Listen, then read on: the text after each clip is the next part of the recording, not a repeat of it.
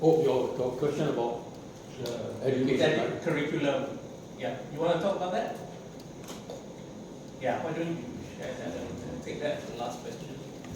Okay, education is very important now, and you have to talk about the higher education and the school system, right? I've over this question for years. This one is better. That one is great. Hello? Yeah, I've been vexing over this question for years. The first thing is that if you want to change the education system, where should you focus your energy? If you focus on the school system, you will take minimum 24 years. Okay? 12 years, right? If you focus on higher education, you can get it in 8 years, 4 years. So therefore, you should focus on higher education, right?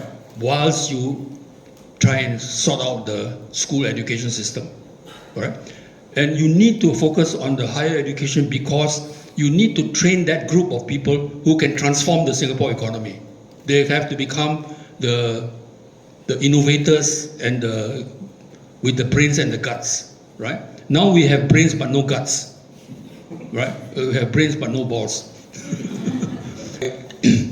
After that meeting with my friend in the Temasek, I was very disturbed that we don't have the people to use the money properly. So then, together with my colleagues, we did a video, which is now you can get it on YouTube,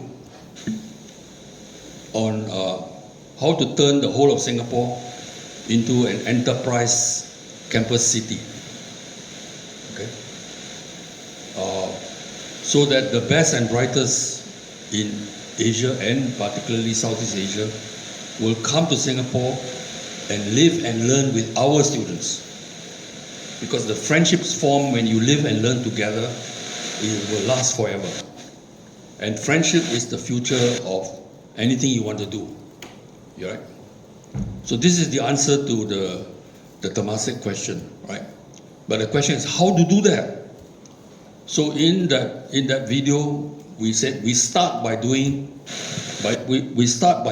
the whole of NTU into the first of all the campuses eventually to become enterprise campuses. What is an enterprise campus? The important thing about the land question in Singapore is that land cost is the killer of initiative in Singapore, right? A young fella, a young couple, maybe in the late 20s or early 30s, who buy an apartment. My stepson-in-law and daughter-in-law just bought an apartment, HDB, for 650,000. I said to them, "You're mad. You're going to spend the rest of your life paying it." All right? And they said, no, because after 5 years we can sell, right? And we can sell at a profit. And then I said, what are you going to do? Buy another HDB flat at 750,000? So this is the problem, see, and therefore this I call the debt trap. No? If you are in a debt trap, you dare not try anything, you dare not invent anything, you dare not get out of the mainstream of things, right? You have to play safe. So if you're an employee, you better don't upset your boss. So just obey, right? Whatever you want, just do. So all campuses, under the present zoning, the land value is zero or close to zero. Okay?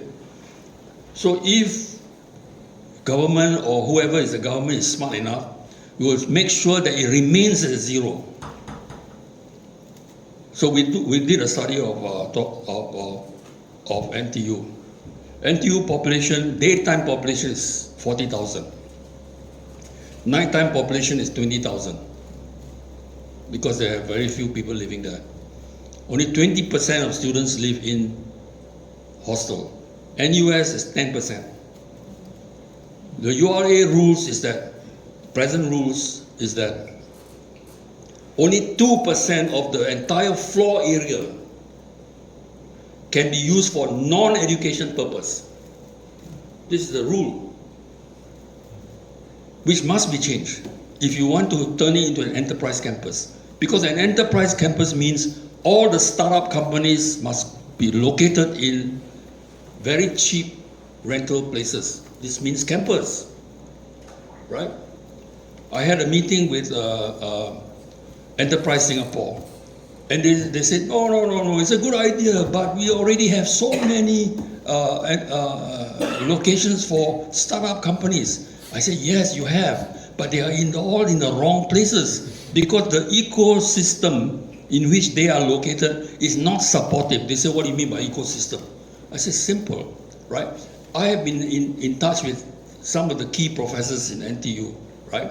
For example, Professor Chan Siu Wah is regarded in the world as one of the top scientists on hydrogen and carbon economy, okay? And he told me he's so frustrated because he has a lot of patents, and he's not the only one. There are many. NTU has the highest number of patents of all the universities, okay? And they cannot financialize any of those patents. So he told me his patents were sold to China and sold to Switzerland for dirt cheap. Okay, this is what's happening. Why? Because our bureaucrats dare not use the money, right? Because there's nobody to use to dare to invest, right? Right? So this is the problem.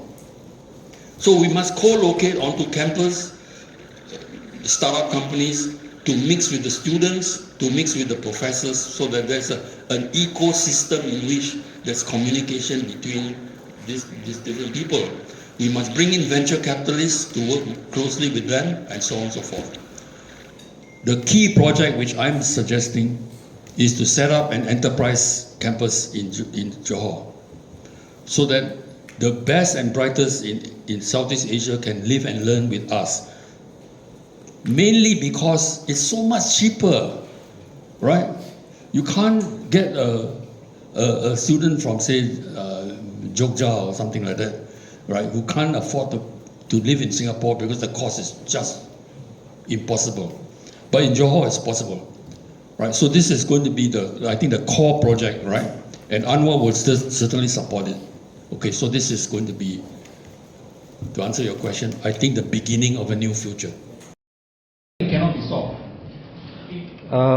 Okay, so just now the citizens' dividend and the land cost, and even your scenario 2 of a coalition of parties to form the new government, these are very long-term solutions. I would like to bring it back to mid-term.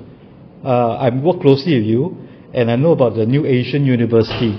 What I'm most excited about the NSU is the curriculum. So could you elaborate on the curriculum for the new Asian University and why it's so radical? Okay, then how do you, what kind of education? The important strategy in education is to connect the head, the heart, and the hand. Then you have a complete person, okay? Because now you're concentrating on the head, the heart feels nothing. Got no sentiment, no feeling for people, right? You're a bureaucrat, right? Bureaucrat only take instruction, right? You don't know how to do because you never use your hands, right? So the head, the heart, and hand is crucial, which means that the whole curriculum has to change completely, right? In other words, the core of education is what we call experiential learning, right? So it means that you have to have a different kind of higher education and school education, right? In higher education, there should be no more faculties. University faculty, no more, right? Everybody has to have a core curriculum. I will talk about that. But the student designs his own course. So if you are going to study architecture, you may take that as your major, and you have at least 2 minors, right? The minor will be maybe in philosophy or in economics or whatever. You can choose. In other words, you want to train people who have a broader understanding of their role in life, okay? Their expertise. The core curriculum is fundamental, and this is totally missing, right, in the world that we live in. Why? Because the world that we live in is dominated by the Euro-American order. They don't want you to know that the world is completely engineered by them. Therefore, the core curriculum is about the implications on humanity by international imperialism. This is a core. Everybody must understand that. If you don't understand that, you do not know your mission in life, right? So if you don't understand that, then the role of an architect I know very well is just to do a beautiful building. What the heck for, right? I tell my architect friends, what are you doing? You are just doing visual entertainment. It doesn't change the world, right? We are in a situation, a historical moment in which we either change the world or the world will change us. That's the role of education. Thank you.